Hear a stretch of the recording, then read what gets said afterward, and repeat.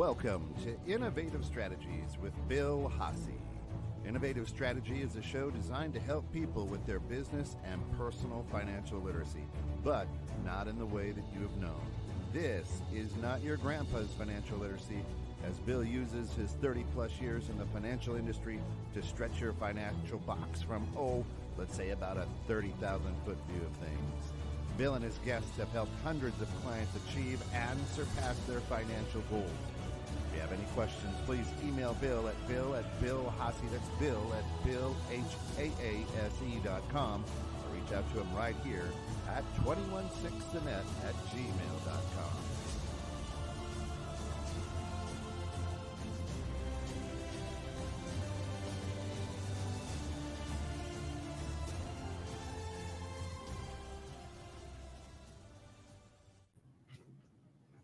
Good morning, Drew. How you doing? Good, Bill. How you been, man? Great. Thanks for jumping in, producing the show. Of course. It's awesome. I know you just got back from an amazing trip to California. Yeah. To Nam. Yeah. Now, I tell people, you guys were going to Nam. They're like, what? Right. But not that kind of Nam. Not that kind of Nam. Right. What is Nam? NAMM? National Association of Musical Merchants out in Anaheim, California. I heard you had a great time, great trip. Yes. Killed it with your presentations and I would like to think so, yes. In my opinion. I haven't heard anything different yet. That's outstanding. Thank you. Hey, today we kind of have a guest that's along those lines, going out and giving presentations, speaking in front of folks, the power of voice. We have Antoniette Rose. Am I saying your last name properly? Antoniette Rose. Yep, that's it. I did say it properly. Very good.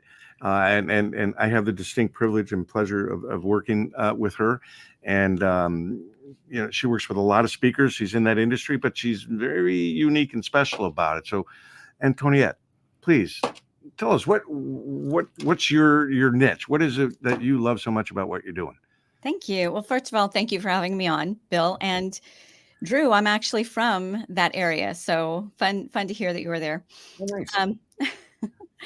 Yeah, it's exciting, but now I'm always happy to get back to the nice rolling quiet hills of East Texas. There you go. So what got me into speaking, long story, but I will just start where I had a major health issue at a young age. And because it was found so late, what was done to me was not typical. It was really more of an experiment, definitely outside of the box. And it worked. I wasn't supposed to make it beyond the age of 14. Wow. So I was in a children's hospital for many months. So a year straight and then a year on and off. And many of the lucky children who were having more of the mainstream treatments, I didn't feel so unlucky because of what I saw them going through. So pretty young, I decided that I began questioning why weren't their parents told maybe there was some other things that they could try before taking the more drastic measures. So pretty young, I decided whatever I did with my career, it was going to be to get options out there in the ears and eyes and consciousness of you and me's, right? So I started off actually producing pretty large scale events. One of my largest was the Texas Natural Wellness Expos. It was massive.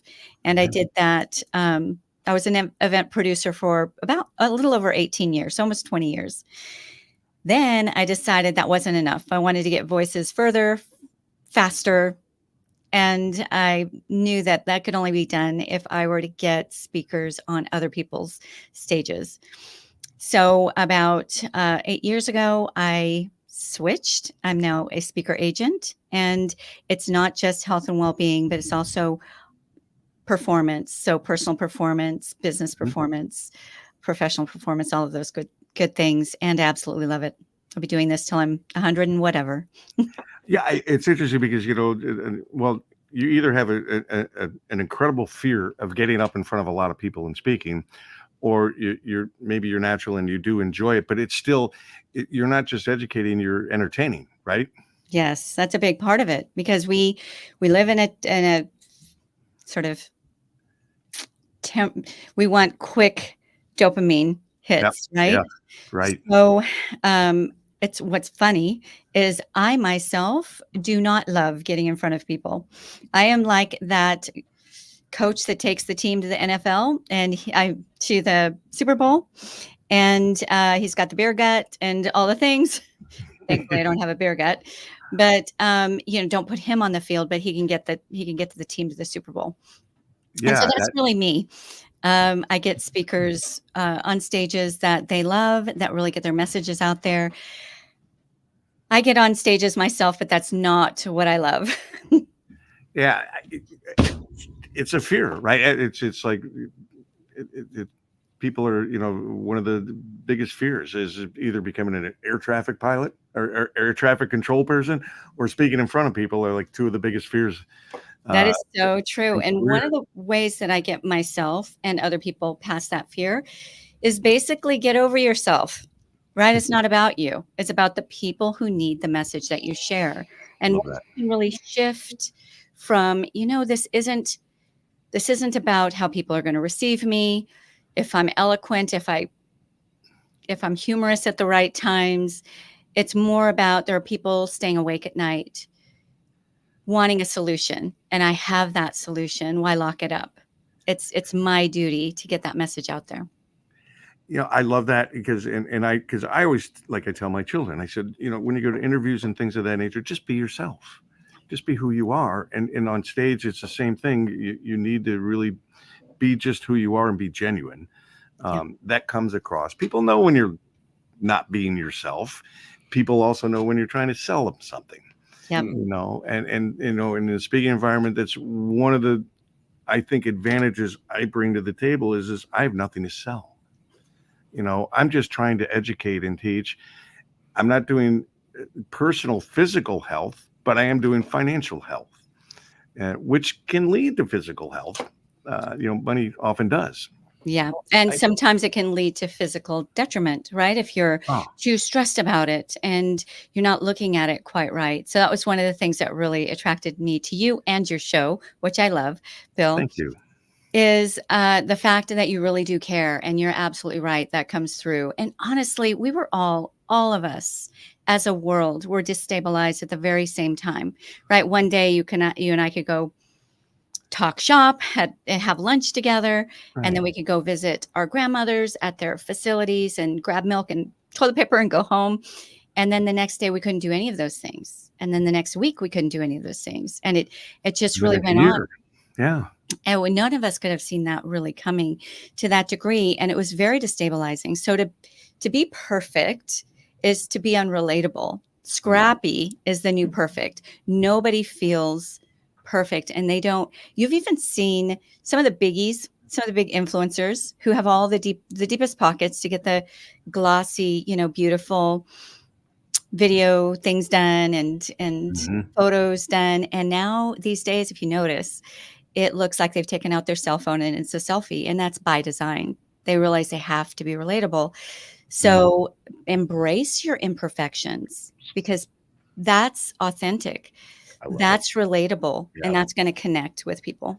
I love, what I love? Everything that you're saying. I love everything that you're saying.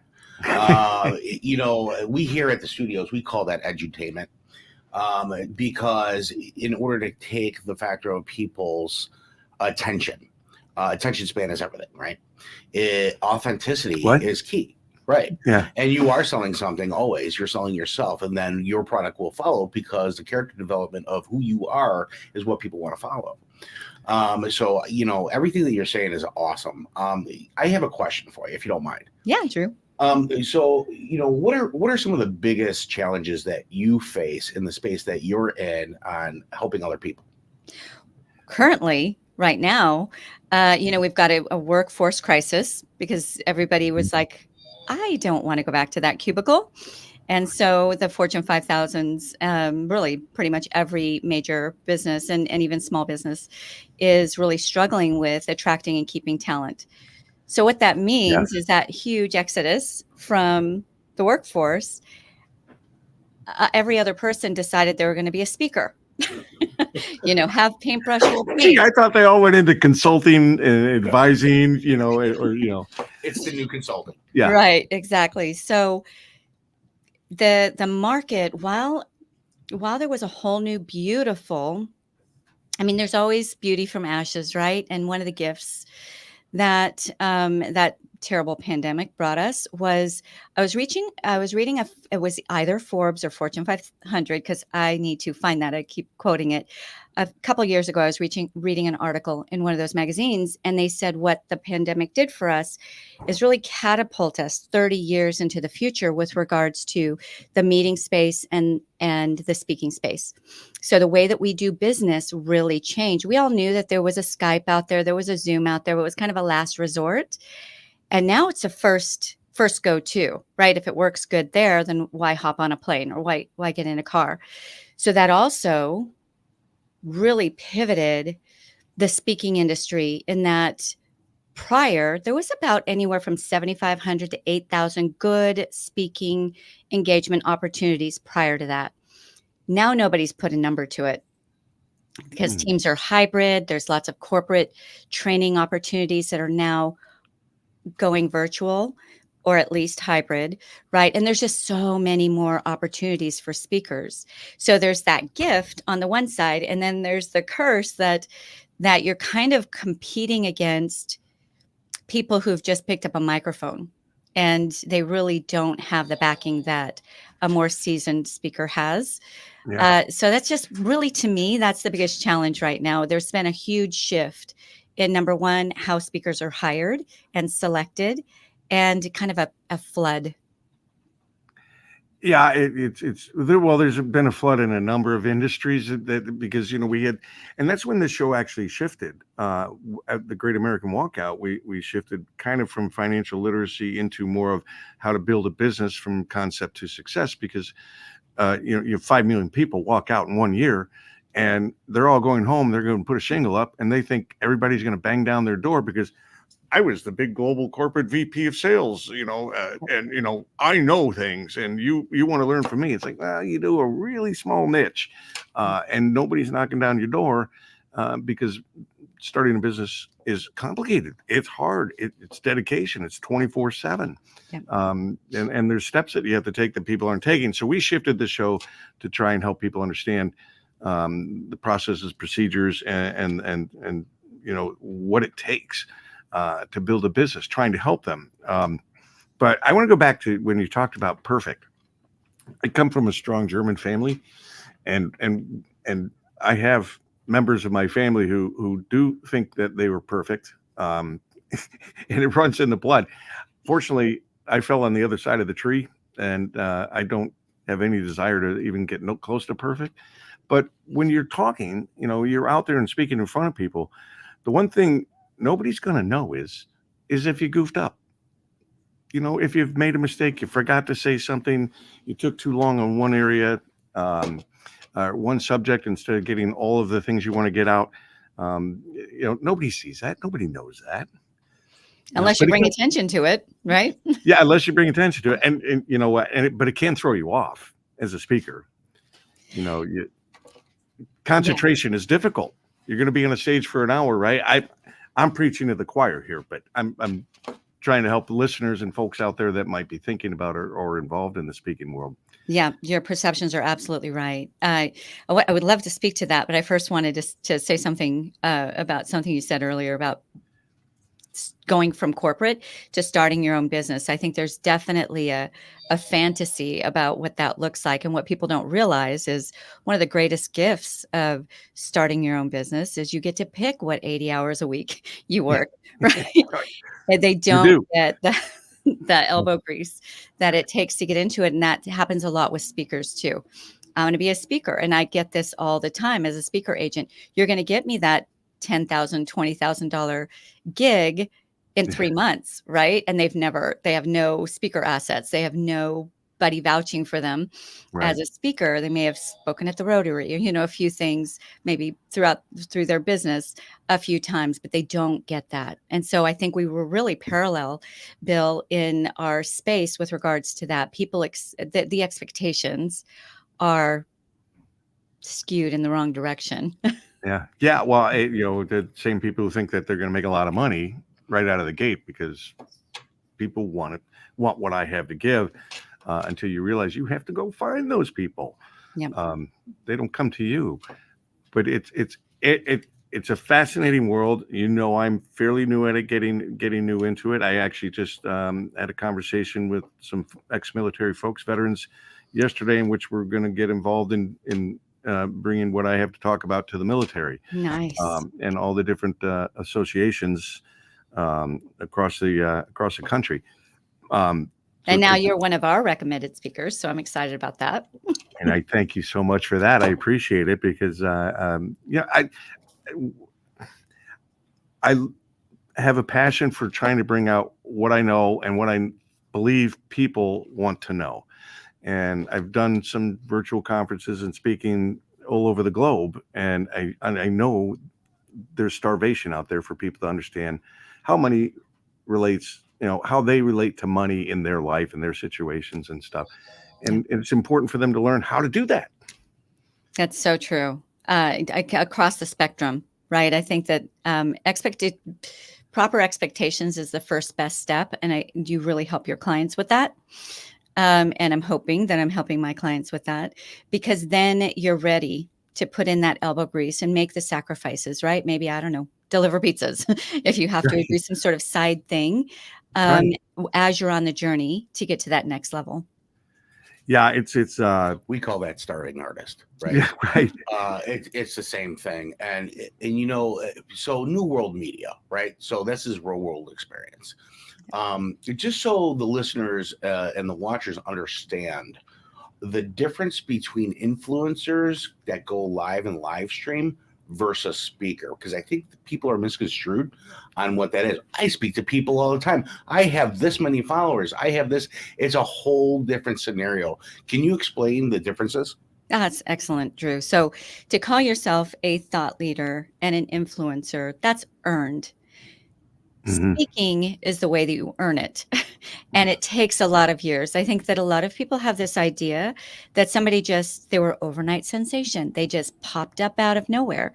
But there's some major, major influencers that you would be very surprised to know. And ones that their name, you can go to the furthest corners of the earth and their name is recognized.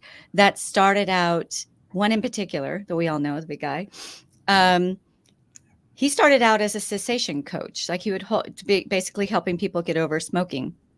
He would rent out little hotel rooms. Nobody would show up. He'd still deliver his talk as if it was a full room. And he did that. He circled the mountain for 13 years before he became who he is today. Yeah. That we see the influencer, and we want their position without paying the cost. If you do get an agent or somebody who can guide you, hopefully it's much shorter, a shortcut between the time that you begin and the time you actually reach where it is that you want to be. But it takes dedication. Otherwise we would all be rich, right, Bill? And we would all be major. I'm hoping whatever title you want at that point, right? I put a Band-Aid on, Bill. I'm a doctor now. Yeah. Right? I didn't go to school for it. I didn't earn it, but I put that Band-Aid on you. So therefore I am a doctor. But I'm not going to be a TEDx speaker in 3 months. I'm sorry, but they usually choose 1 to 2 months, 1 to 2 years in advance. Every now and then there might be an exception, but that's because you're already a well-known speaker. All right. Well, I guess that's not going to happen, but you can put me in I'll fill in if somebody has to back out. Okay. We'll work on that. But it's such a good point, because, and it's the same thing with starting businesses. You don't get to pick your salary. You have to develop your business, and you have to earn business, and you have to earn the money and then you can start paying yourself. And that's something that a lot of people, regardless of what industry they go into when they're starting a business, that they don't understand, that there's only outlay of money and no money coming in. Well, that's the life of an entrepreneur, right? Oh, it's a roller coaster. 100%. Yeah, it's the best roller coaster ride in the world. It's called sacrifice. And get used to failure. Well, what people usually will hear, because it's absolutely true, speaking is one of the most lucrative industries in the world. Why do major politicians, retired pro athletes, speaker, actors and actresses who make the biggest paychecks, why do they become speakers? It's because it is very lucrative, but it also you work for it. It takes time and a lot of devotion and a lot of elbow grease, right? If you happen to have been a star in another area, I've had the privilege of representing some of those. Even they have a difficult time breaking into the industry. Once they're in the circuit and it's happening, yes, it's one of the best paid professions you can have. But you don't just step right into it. You Right. work very hard for it. Yeah, and it's interesting because there's a number of in my short time that we're looking into and delving into the industry. There's a lot of deception, let's say, out there. There's a lot of speaking type groups. There's Facebook groups. There's networking groups, LinkedIn groups. And they're constantly saying, hey, I'm looking for a speaker. And you go jump at it along with the other 5,000 people. And really, they're just filling their coffers with who you are, what you do, kind of like a corporate world saying, hey, we have job openings and everybody sends their resumes in. And it's like, oh, we were just looking to collect resumes. Yeah. Or hey, just send us $2,000 and we'll get you on your stage. That's another big one. Yeah. That's yeah. We actually don't pay you to speak. You have to pay us to come Right. in and speak. And I hope that's not a trend. I won't last long in the speaking world if that happens. But, Well, there are different ways to earn income, great income speaking. What I like to tell people who are just getting into it is speak to build your brand, speak to sell without selling, right? And I know that there's nuances in there, but if you're speaking for those big checks, and pay to play is a if I can get on JJ Virgin's stage, I'll pay the $2,000 or whatever it is they're charging because it's in my niche and it's an amazing, reputable, well-known stage. I'll pay for that. Yeah.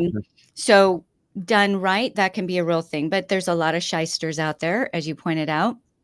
Most of them are really just kind of capitalizing on those starry-eyed dreams that people have. And the real truth is it's hard work. And you do start off just speak, get your brand out there, get your name out there, get a fan base, happening. And as people fall in love with you, they will buy your other thing. But I have a lot of speakers like, I just want to get on the stage, get off. I don't want to deal with people afterwards. That's a harder road. And that's okay if you know it going in, but you are going to have to do a lot of underpaid or no paid talking for that to happen. So realistically, you're talking about branding. You are your brand when you're a speaker, correct? So absolutely. Just kind of traveling backwards a little bit, what are some good tips and tricks on getting your brand out there as you're starting up? Great. Such a good question, Drew, because that's another thing that I face, not just with newbies, with well-established speakers as well, is they're confused. They're confused and their audience is confused because you may go to their speaker page and it says one thing, and you might go to their LinkedIn and it says another, and then they get on stage and they're talking about something entirely different. Really clarifying first to yourself who it is you are, your archetype, right? Who it is you really can help the most, get very clear. And it shouldn't be a group of people. It should be one person. I help, and my person is Dr. Peter. I help Dr. Peter go from day-to-day work to the stage, right? To bring his curated insights to the stage. So once when you're looking out into an audience and you're talking to that one person, they feel like you've read their journal and you're connecting. So branding to me is all about connecting, and a confused mind cannot connect. There's just too many question marks. Take out the question marks. I know you're brilliant. I know there's a lot of things you have to offer, but choose your lane and snap back to that core of who you are and that ultimate outcome that you bring people. There's going to be other stuff that you offer, other ways that you can take your information, but it should always be related to that core. I love that. So that brand is solid. When somebody says, is it Bill Hasey? Hassey. Okay. Yeah. I've been saying Hasey for, I don't know, over a year. I'm going to call him. I've been called worse. I've been called worse at home. So when they talk about you, it's not like he's a business strategist. Oh, I think he's a business strategist. Well, no, he helps people make money. No, he's the financial guy. He knows what he's talking about. He's the one that you want to go to for insights on that. And it doesn't mean that some business strategy doesn't happen in Right, there, right. but it needs to be super clear. When your name is mentioned, there's just a light bulb that goes out. What Yeah. you're all about. So do you recommend, on top of that last question, now that you know who you are and what you're going to talk about, you're obviously going to talk about the passion that you have most, because that's what you're paying attention to, right? To me, building relationships is key to anything that you do. So once you find that space, do you recommend going out to other people that are in that space to build those relationships? And if so, how well does that track in this industry? Definitely. But always look for a compliment versus a competitor. And sometimes there's some overlap, like there's a little bit of both, but that can be beautiful. So for years, I owned 2 retreat centers and a bed and breakfast. And there was this association in our area that would meet once a month. And I was a long running bed and breakfast owner. Usually the burnout rate is anywhere from 2 to 4 years. It's Not hard an work. easy place It's to very, be. very hard work. Yeah. But what I noticed is I was long running because I was open. I was open to sharing. I wasn't tight with my information. I gave my recipes away and my ins and outs, and I would refer. I was more of a retreatish style place that catered to women who wanted to get into their pajamas and not get out of them for 3 days. Yeah. I wasn't the place to come to if you were on a honeymoon, right? So I would refer back and forth. But what I noticed is those innkeepers that were, no, I'm not going to refer because then I might lose a client next time, or I'm not going to share my recipes. And they didn't last very long. And it's the same way with business in general, but with speakers, the speakers who are up there, I'm not going to share all of my IP because it gets stolen. Well, if you look at some of the big influencers that are out there currently, like Jeff Walker, right?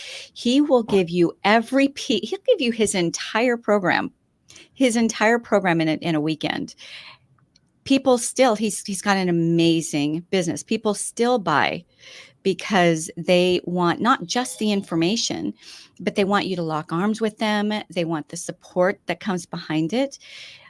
So I hope that this is answering your question, Drew, but it really has a lot to do with generosity and that abundance mentality, because the more you fear, people can sense it.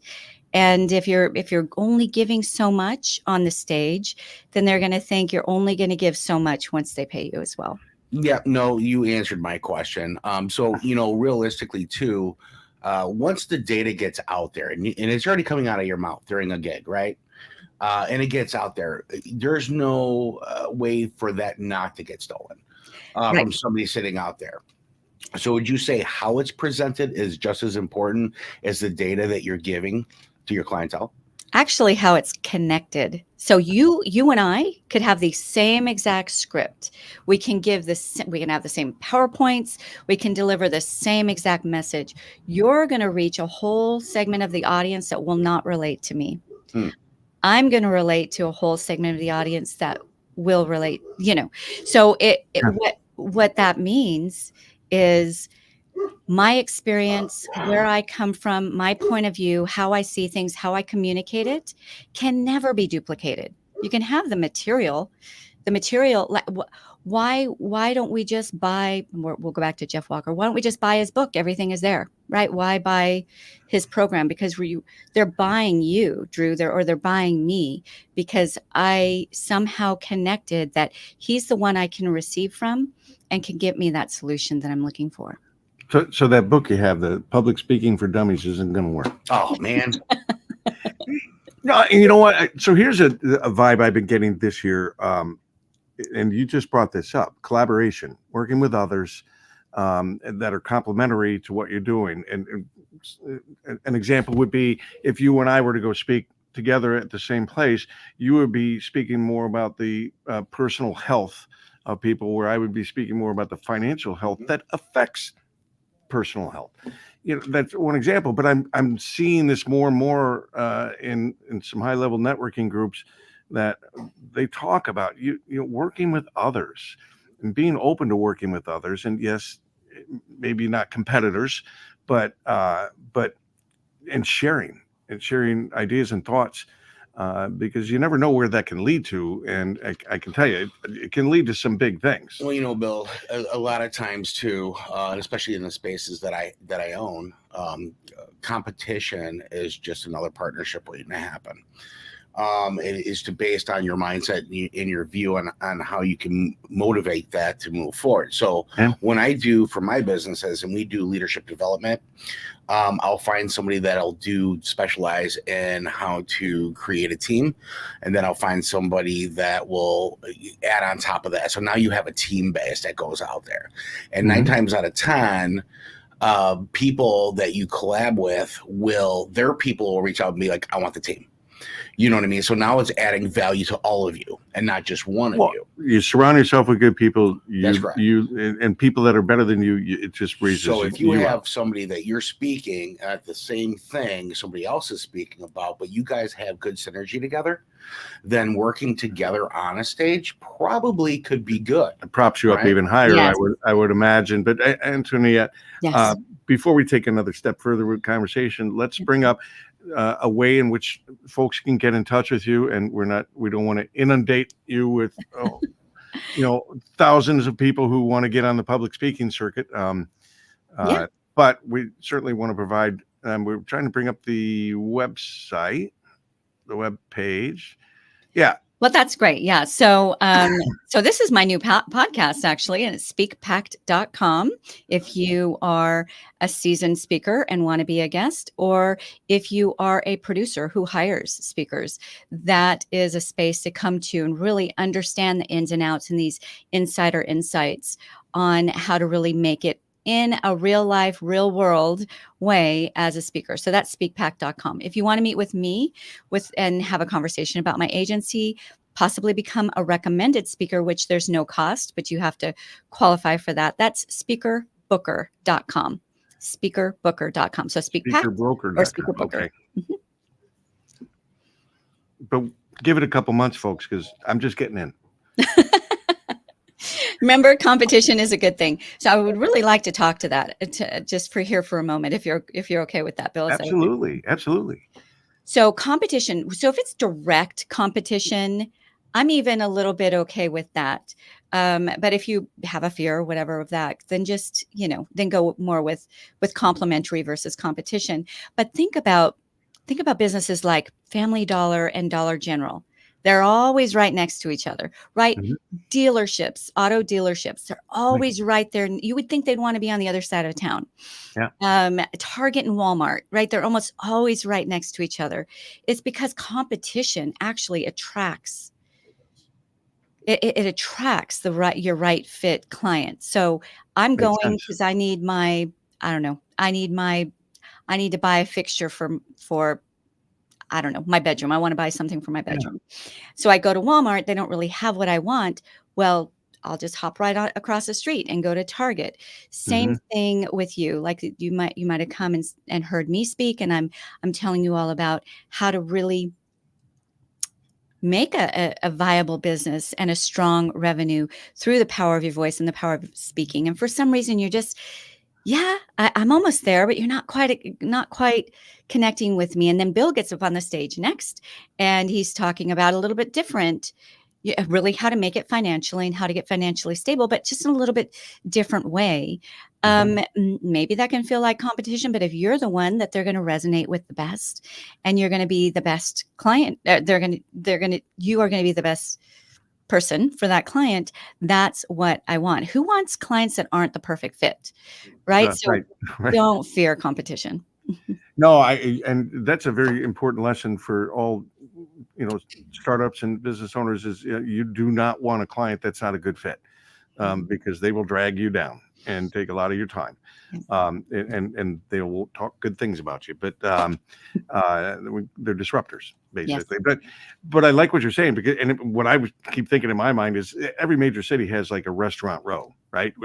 Where they're all together, and it's like, okay, how do they survive if they're all together like that? Well, because it's drawing so many people in and they're Hungry sitting there, people in. Right. hungry people in, and it's like, oh, that's the flavor I want. That's what I'm looking for. Barbecue or Italian, Greek.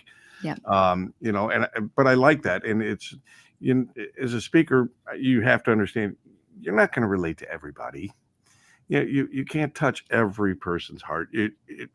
But if I feel like I'm getting up there to speak in an attempt to, but the reality is, and I know, there's nothing that kills a party faster than walking in and saying, "Hey, anybody want to talk about insurance?" Right? I know it kills them, and so I know when I'm going up on stage, I know I'm talking about money. People are going to kind of want to shut down a little bit because they don't know anything about it. Most people don't. So that's where the edutainment comes in that Drew was mentioning, and the and the entertainment. You warm them up, and then they like you, and they're like, you know what? I think I'm gonna open myself to hearing what he has to say. Yeah, I could use a little bit more zeros in my bank account. Let me hear what he has to say. But you lead with that. It's just like, oh, do I really want to go right. there?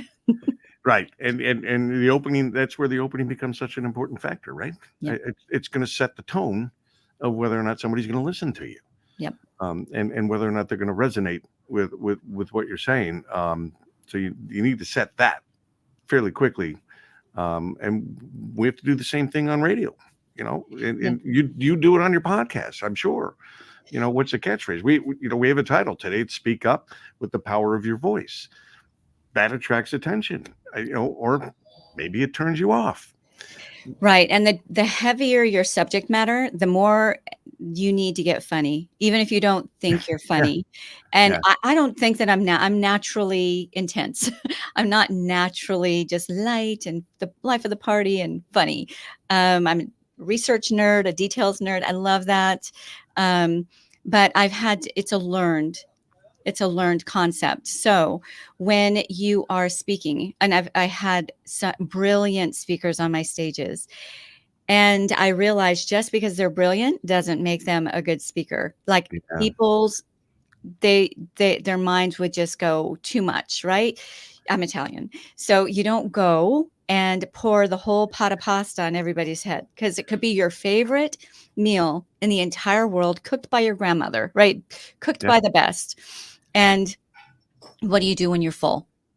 Well, you got Drew. I can't do it. I can't, not one more bite. And that's the last way you want your audience to be left. You just give them that little bowl of nourishment, let them taste it, let them digest it, and then up and down, right? This whole cadence.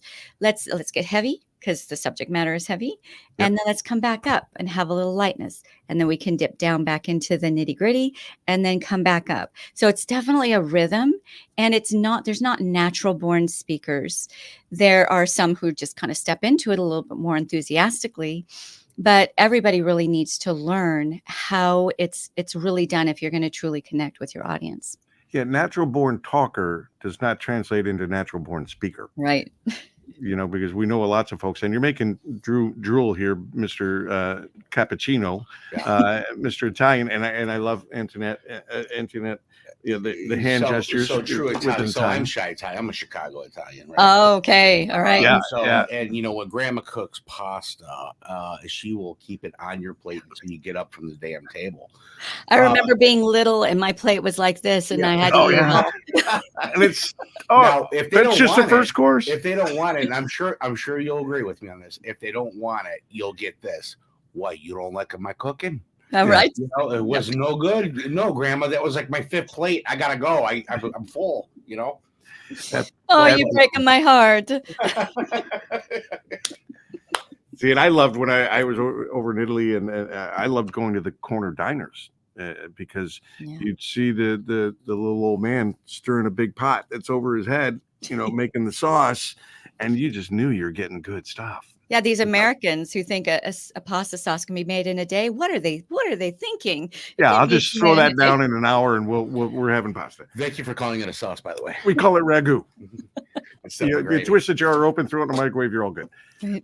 But tell us more about your story, what you do, what you're doing. Yeah, I'd like to know what was your moment where you were like, you know what, I want to change gears. I think I'm going to do this. What was that changing moment?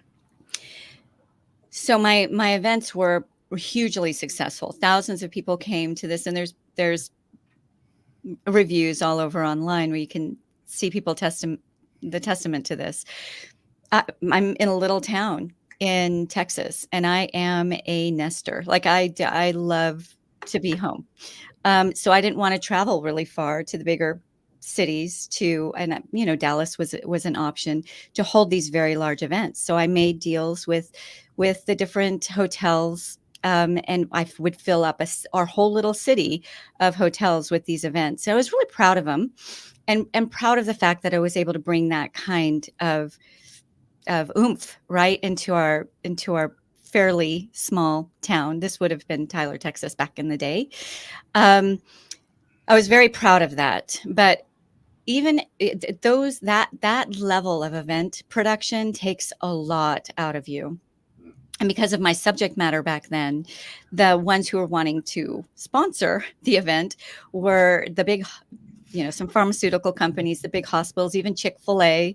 And I'm like, that kind of goes again. It just isn't really in line with where I'm going here. So, so I did it on a very tight crew, and in record time. Bigger companies with bigger crews will take a whole year for one event. I didn't have that luxury. We would do 3. So it was number one, it was killing me. And I thought that's not a very good testament, trying to put these, producing these events and to promote wellness. And it's just, I look like I've just been through the mill. And so I'm like, okay, but this is a deep rooted passion of mine. How else can I do this? Maybe even in a bigger way than I'm doing it without killing myself. Yeah. Right. And so that shift came from just a lot of angst. It was heartbreaking. I had some really big names lined up I had 3 years. I was always securing the big names 3 years in advance. So I had some really big names on the docket. And then my love is to find the hidden gems in a given industry and then give them voice. So I would get some big names, and then the rest of the day, all the rest of the spots would be with hidden gems that I hand selected. So I realized, I really love those. I love working with those hidden gems. How can I support them and get their voices heard, right? Because once they graduate to the next level of life or they retire, all of those years of curated knowledge that people need to hear retires with them or graduates with them. So it was really a natural shift. I tried to sell the Wellness Productions Company, and everybody I was close to selling it to, they basically wanted to take my model and kind of do what every other wellness event does, which didn't make sense to me because they were buying my model because it was different, and then they were just going to make it like all the other. So I wound up actually just retaining my name, retaining my company, not selling it, and just shifting from producer to agent. And we're about 8 years down the road on that. I wouldn't go back. Like when I'm 100, whatever, I'm going to be doing this. I really do love it. I feel like I can reach a broader market. I can work with a broader set of people, because now it's not just about natural wellness. It's about so much more. Financial wellness is a big deal, because that is the biggest nail in the coffin to many marriages. Stress is an inflammation. Inflammation loves stress, right? Yeah. So what's one of the biggest stressors? It's finances. So it's such a big body that I was missing out on. So Drew, to answer your question, those were the factors. I felt like I was limited. So I wanted to kind of open up those doors a bit more. Awesome. Thank you for sharing that. Yeah, absolutely. It's important. And I love the fact that, when you sell what you do to other people, everybody else is going to think, oh, I know how to tweak this and make it better, until they realize it didn't work. There's a reason why it is this way. It's kind of like buying a franchise. That's a business in a box. Follow the directions and you'll do fine. Step outside the box, and that's when things start falling apart. Yeah. You're out. So I do love that. And that's outstanding, but it's I wouldn't say it's necessarily unique, but you're very good at this. You're I've seen your name in all over the place. I'm getting on your podcast, and listening in. Um, Such incredible information. What do you think? What's the biggest thing somebody should think about or do if they're sitting at home saying, I want to get into public speaking? Go for the passion, not for the profits. So you will be profitable if you can have a passion that carries you through the hard parts, right? But profits won't carry you through the hard parts. I think that if you're only going for the dollars, sometimes those don't come as quickly as you think that they're going to. But if that drive to really get your information out there is real, then that's what's going to carry you through. And then that other piece that we talked about, really honing in on what that one major ultimate outcome you want to get out there and you want to be known for. You talked about Restaurant Row a little bit earlier, Bill. And what would you do, right? If you go to your favorite restaurant and we all have our favorite restaurants generally for a favorite dish within that restaurant, right? Yeah, So right. we order our favorite dish, even like our grandmother's pasta, like Drew and I were just talking about.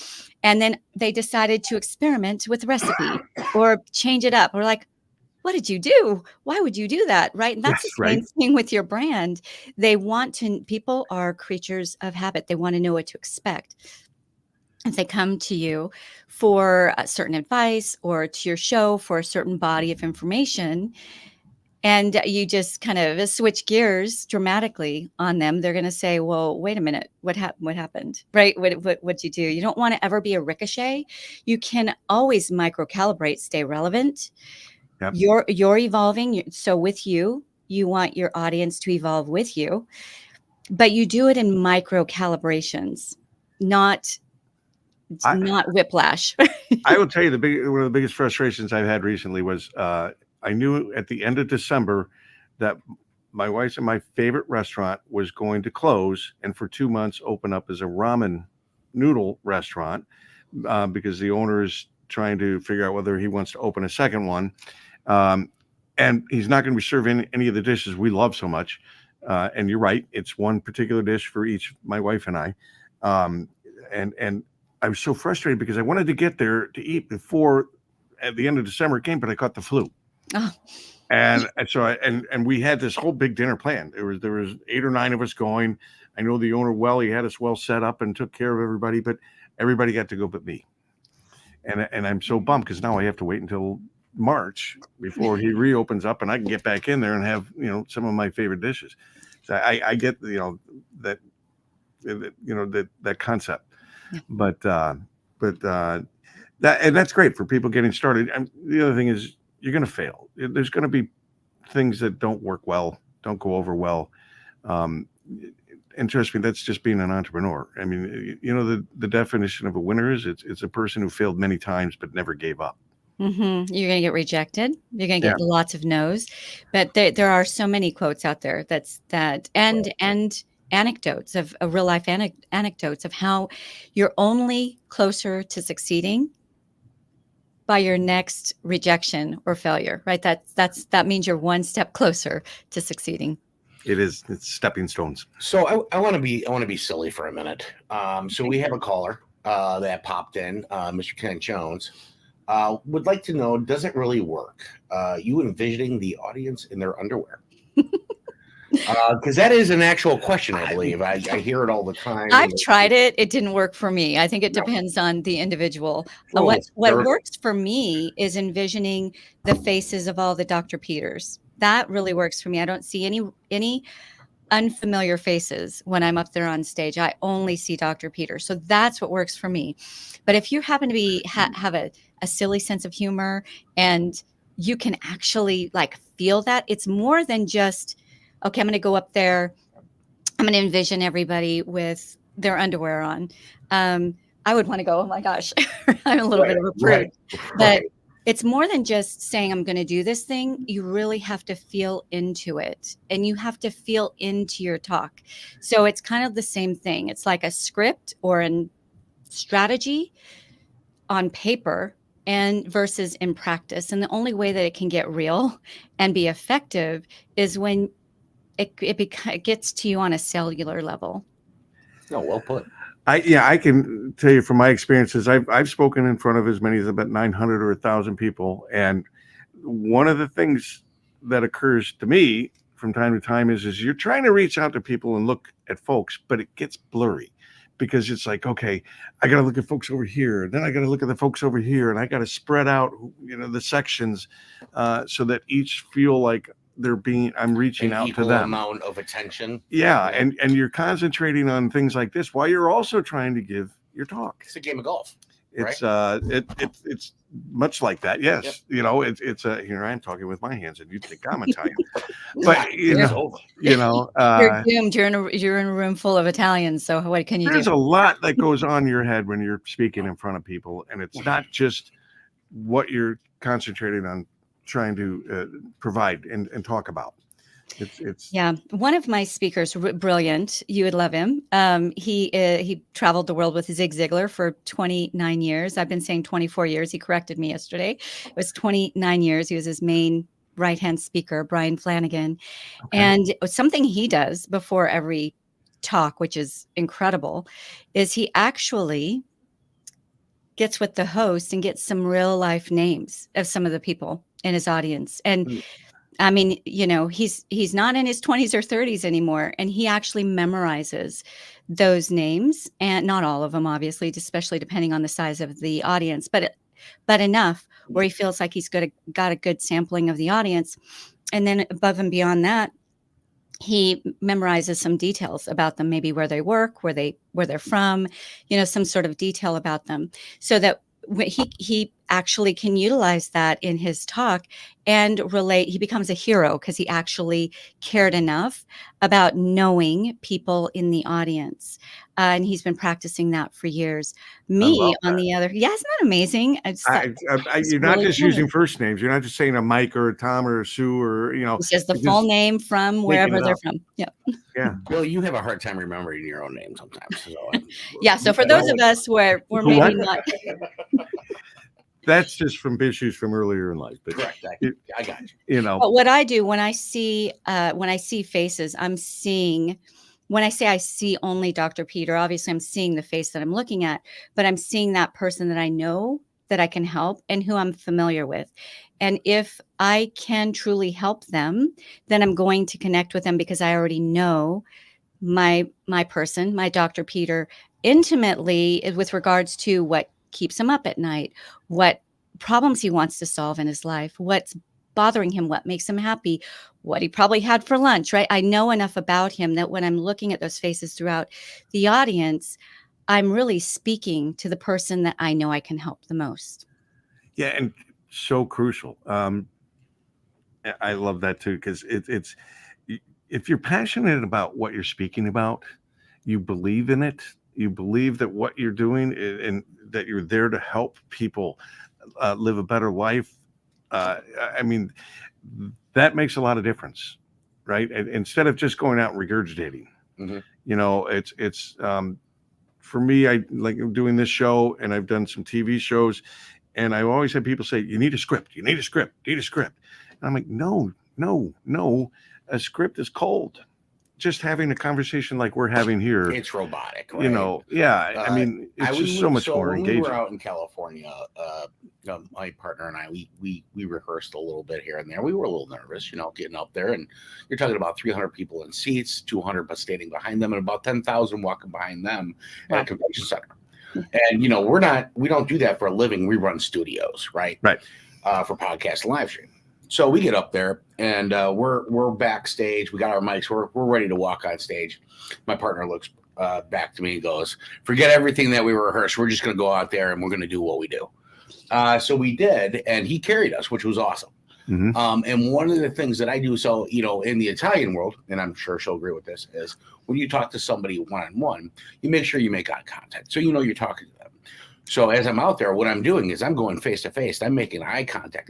Even the nerves started settling on me when I started doing that, because then I started reading the micro expressions. How important is it to read those micro expressions, to know that you're getting through to the ones that actually might want to sync up with you later, right? Or have you at their company, or so. I guess my final question to you, because I know we're gonna have to wrap it up soon, Here we go. is how important is those micro expressions to you, and what is the ROI on that? Important enough where I twice a year hire somebody, hire an expert in that area to train my speakers on how to read an audience, how to use their body language, how to make connection. Because you're exactly right, Drew. Eye contact is heart contact. When you look at me in the eye, you're not looking at my eyes, you're looking at me, who I am, and vice versa. And so even if you're on a stage that there's a bunch of lights in your face, if you're really looking into the audience and you're caring about connecting heart to heart, it's not about your content, it's about the connection, right? If you can really grapple with and get just a few ways to truly connect, then you're good. You're gold. You may not be the most eloquent as long as you connect. And that really happens through those being able to read those micro signals, but also being able to give the right micro signals as well. Have you ever seen a speaker who's just rocking back and forth where they're speaking? Yeah. That is so distracting. That's like, I don't know if I'm worth talking to you. I'm comforting myself, right? Then it's about him. He has not shifted where it's more about you. Once it's about you, he's like, this is what, then it's a whole different vibe. Impactful. Yeah. And you know that person, he's got so much going on in their mind. They're rocking back and forth, trying to concentrate instead of just being genuine and real with the folks in front of you and letting it flow. That's part of the difference of maybe a scripted speaker, and B, someone who maybe doesn't have the full confidence of what they're talking about. Do we have a moment for me to just touch on that, the script Yes. topic? Okay, just real quick. So that I love what you said. You're right. Oh my goodness, it drives me crazy when somebody just has to have the script all the way through. Then yes, Drew, they're a robot. Like, why didn't I just, I don't know, read your book? Because it's no better than that. I came to really hear the heart of what you have to offer. So when it comes to scripting, you need to stay on track. Some of us are a little bit more distractible than others. Have some bullet points in front of you so that you know, okay, on this topic, I can talk about 3 minutes and stay within my time by the time I'm at the end, or, whatever it might be. But even when it comes to presentation slides, if you happen to use presentation slides, visual is amazing because some of those people out in the audience are going to respond better to seeing supporting visuals that will help get your message across. But when you see those slides that are just all full of copy because the speaker isn't confident enough that they're going to remember their own content, people will start reading and they'll stop listening. So it's always just a tool. It's not a crutch. So have some bullet points as a tool to keep yourself on track, to get all your points across within the time that you're allowed. Utilize the slides also to kind of help keep your cadence and your timing right. But don't use either of those as a crutch. Yeah, so it just made me, I'm sitting here thinking, boy, if I could get Pink Floyd's song Money and start, as I walk it out on stage, to start with money, dun, dun, dun. You didn't ask cap license for that. But it's, I totally agree with you. I love this. It brings up more and more questions, but unfortunately we are out of time. I can't thank you enough for joining us here today, and so appreciative, giving us some great insight to an area where a lot of people, like you said, they're all of a sudden they're flooding the market, saying, "I want to go speak." I've had people that I've interviewed for the show that one of the first things they'll tell me is, "Well, I'm really an introvert." I'm like, "Okay, but it's a talk show. I can't bring on an introvert who doesn't want to talk and who's afraid to talk on a talk show." Isn't that so funny? I'm an introvert. I'm 100% introvert. An introvert does not mean that you are ineffective or Yep. shy. It just means you get rejuvenated alone versus in crowd. My husband's the opposite. Put him in a crowd and he's energized. I'm like drained. So people have the whole wrong idea about what an introvert and an extrovert Yeah. is. I agree, and I've learned my lesson. I have. But Well, again, thank you thank you guys so for much. having me on this show. This was so much fun. And I Absolutely. Real want to quick, say, if you keep want, up the great work. Everybody, listen, because this is good stuff here. listen, Awesome. folks, if you're looking to have a discussion or a conversation or are looking to get in this space, what's the best way for them to get a hold of you? Really, speakerbooker.com is the Okay. best way. If you're a producer or a speaker, there's options there for you. Check them out, speakerbooker.com. I'm Drew Cappuccino, 216 Creator Studios. Bill Hasse, you want to send us off? You know what? Thanks again for an amazing innovative strategy show. It's designed here just to help everybody in any way that we can by bringing on different subjects, different people of the highest level. Certainly, you are every bit of that, Antoniette. I can't thank you enough. I do believe we're going to have you back because now I have more questions. Yeah. Great. I'd love to come back. And you know what? Vice versa. You need to come on to Speak Pact. I would love to. Love to.